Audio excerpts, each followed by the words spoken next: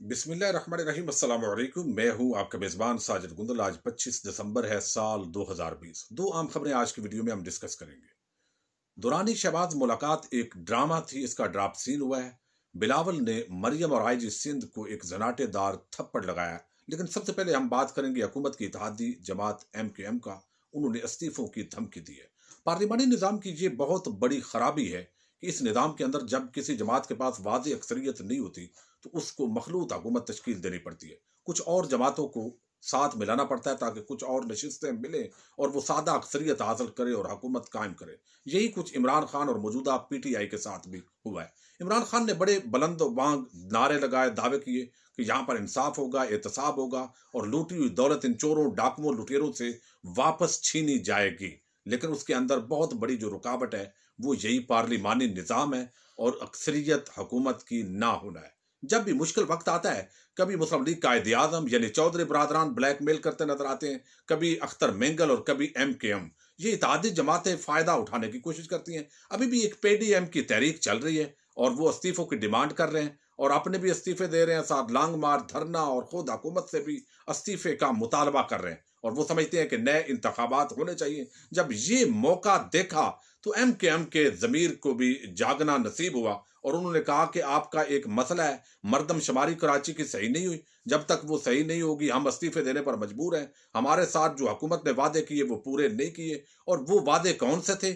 एक तो मरदमशुमारी का उनका मामला जेन्युइन है, ये आज बताया गया गवर्नर सिंध की तरफ से भी। लेकिन इसके साथ ही कुछ क्रिमिनल्स जिनके शायद वो केसेस खत्म करवाना चाहते हैं और इस तरह की डील लेना चाहते हैं जो कप्तान उनको बिल्कुल नहीं देना चाहते। और पर्दे के पीछे ये भी बड़े अजीब एक तल्ख पाकिस्तान की तारीख है। एक अल्ताफ हुसैन जो बानी मुत्तहिदा हुआ करता था, वो 6-6 घंटे कौमी टेलीविजन चैनल्स पर फजूल किस्म की बकवास किया करता था और ये कौम उसको सुनती थी, मजबूर थी। और अरबों रुपए का नुकसान हुआ उसकी वजह से इस मुल्क को, चूंकि वो बैनुल अक़वामी और मुल्की एस्टेब्लिशमेंट का तारा था।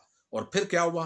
बिल आखिर उसकी जबान बंदी का फैसला हुआ। लेकिन उसके क्राइम पार्टनर्स जो आजकल MQM पाकिस्तान में है या पाक सरजमीन पार्टी बनाकर बैठे हुए हैं, उनको कौमी धारे में शामिल कर दिया गया। जब आप सिर्फ सांप को जख्मी करते हैं और कुचलते नहीं है, उस वक्त तक इस मुल्क का निजाम ठीक नहीं हो सकता। और ये बदकिस्मती है कि बार बार के तजर्बात के बावजूद हम फिर कंप्रोमाइज करते हैं, जो कंप्रोमाइज MKM के साथ हुआ। ये वही लोग हैं जिन्होंने बल्दिया टाउन का सानिया बपा किया। उस वक्त ये MKM के साथ थे।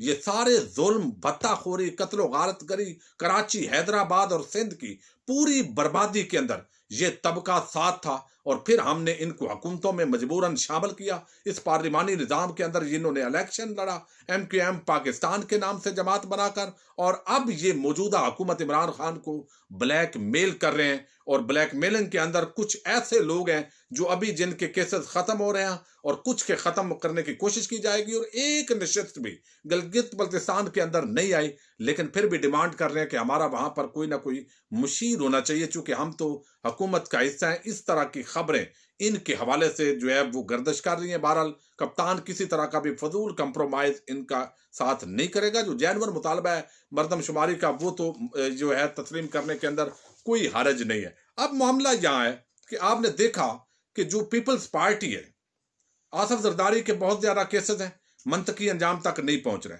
अभी बिलावल बहुत सख्त जबान इस्तेमाल की और जहां पर कैप्टन सफ्तर ने जिस तरह मदार कायद की पामाली की, आज बाबा कौम की सालगिरह है, उस मौके पर मैं ये बात कर रहा हूं और उन्होंने पामाली की। लेकिन सिंध हुकूमत ने कहा कि हमें बाबा कौम की फिक्र नहीं, हमें अपने सियासी मफादात से फिक्र है। और वो जिस तरह एक खिलाड़ी गेम करता है, ऐसे उन्होंने शतरंज की बाजी बदली, पूरी पुलिस को हड़ताल करवाई, फिर कहा ये जबरदस्ती हो रही है, IG को अगवा कर लिया गया, मरियम और उसका तर्जमान ये वावेला करता रहा। उसके बाद आर्मी चीफ ने, जब बिलावल ने प्रेस कॉन्फ्रेंस की तो एक्शन लिया।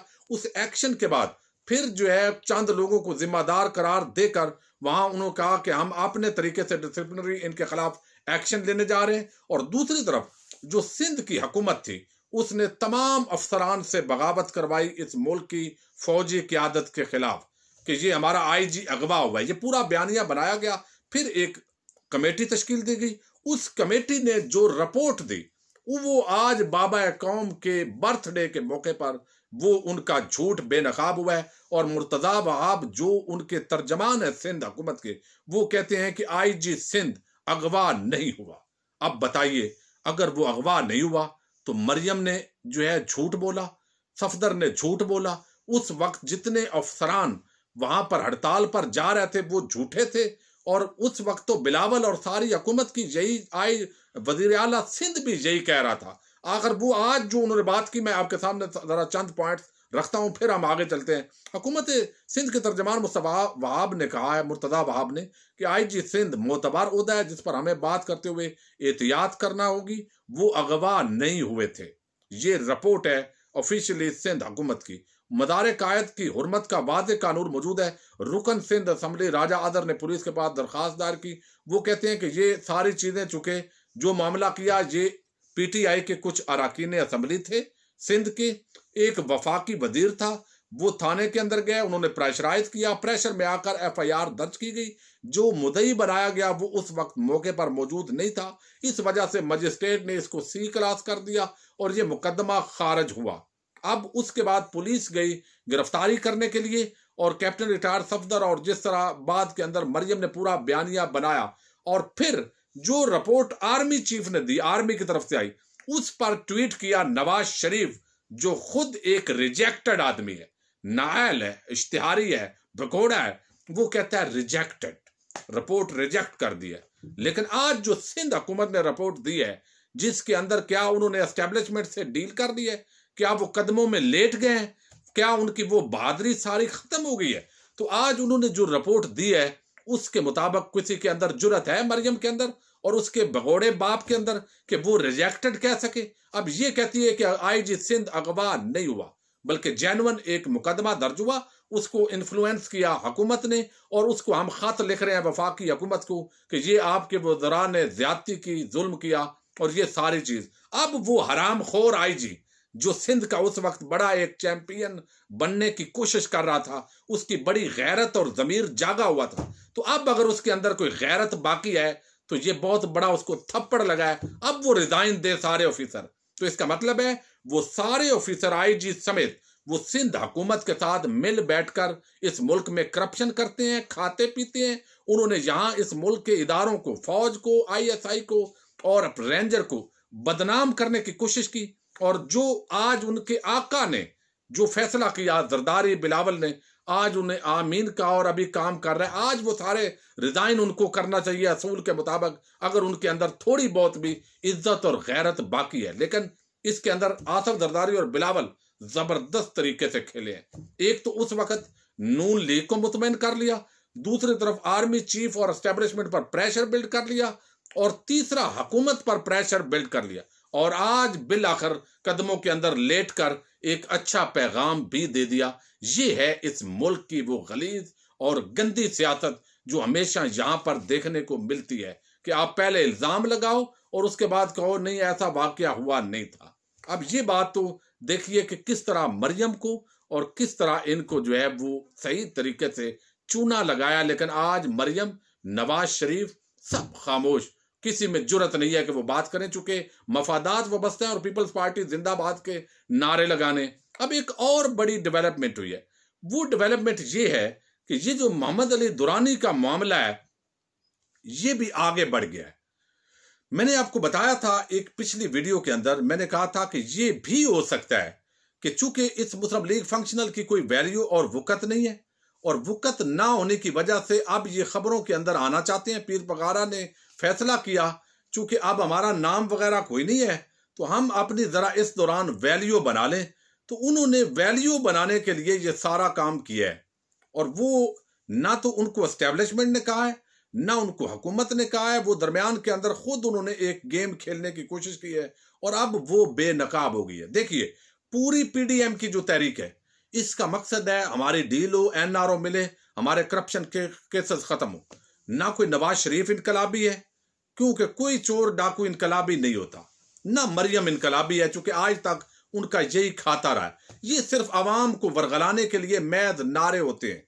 लेकिन अब मोहम्मद अली दुरानी जाकर शहबाज शरीफ को मिला, अपने तौर पर मिला, और उसको मीडिया ने एक हाइप दी कि जनाब, और खुद उसने ऐसी बातें की गोल मोल ताकि उनको लगे कि वो एस्टेब्लिशमेंट के नुमाइंदे बनकर आए हैं। अगर एस्टेब्लिशमेंट एक तो मुज़ाकरात करे, बातचीत करे, तो वो खुफिया होते हैं, एलानिया बात नहीं होती। तो अब वो गए, सारा कुछ हो गया कि शायद यही है। लेकिन आज अगर नवाज शरीफ और मरियम ना बोलते तो शायद ये बात होती कि ये एस्टेब्लिशमेंट इसके पीछे है। लेकिन एस्टेब्लिशमेंट ने चूंकि बोलना नहीं होता, प्रेस रिलीज नहीं देनी होती, इस वजह से सारी चीजें मिल जाती है। और कुछ ट्रैक रिकॉर्ड, हमारा हिस्ट्री का रिकॉर्ड इस तरह गंदा है कि इस वक्त एस्टेब्लिशमेंट इन्हीं चोरों, डाकुओं, लुटेरों को प्रमोट करती रही है, एनआरओ देती रही है, डील और ढील देती रही है, जिसकी वजह से जल्दी जल्दी हमारा ज़हन जो है वो चला जाता है। चूंकि ये भी कई दफा इस मामले में ये कौम डसी हुई है और अब मजीद जो है वो समझती है कि ये नहीं डसा जाना चाहिए। अब मरियम ने एक ट्वीट किया, और ट्वीट किया है नवाज शरीफ ने पहले उसके अकाउंट से, चूंकि दोनों अकाउंट मरियम ही ऑपरेट करवाती है। नवाज शरीफ तो एक मोर है, उसका नाम यूज हो रहा है।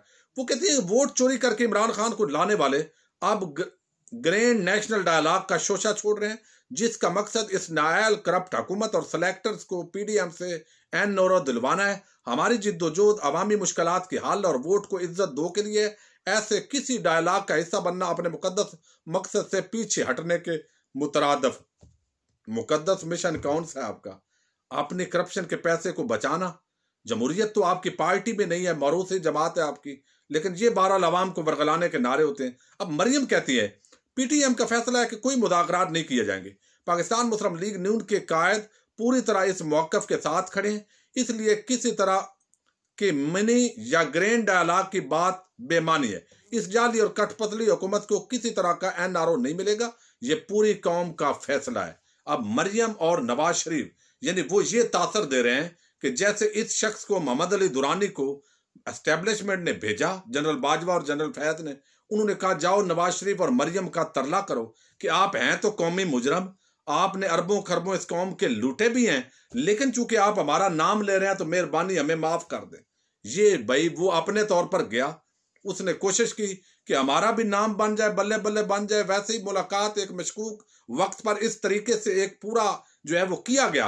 अगर ये ना बोलते, चूंकि ये तो एनआरओ के लिए भीख मांग रहे हैं, कदमों में लेटने के लिए तैयार है और ये माफी मांगने के लिए भी तैयार है, ये सिर्फ बयानबाजी है। नवाज शरीफ, मरियम ना इनकलाब, जमहूरियत, इनके साथ इन लोगों का, इनके खिलाफ ही तो असल में इनकलाब आना है, ये जो तबका है। लेकिन अब ये साबित हुआ है इन स्टेटमेंट्स के बाद कि जो मोहम्मद अली दुरानी है वो फंक्शनल लीग के अपने प्लेटफॉर्म से गए पीर पगारा के पहने पर, उनके पीछे कोई ताकत नहीं है और ये सारा एक हवा मीडिया ने और बैठकर क्रिएट किया गया। और ना इसके अंदर कोई एस्टेब्लिशमेंट है, ना इमरान खान है, और ना ही इस चोर को, खानदान को कोई वैसे एनआरओ देने जा रहा है। अपने मेजबान साजिद गुंदल को नेक्स्ट वीडियो तक के लिए इजाजत दीजिए। अल्लाह हाफिज।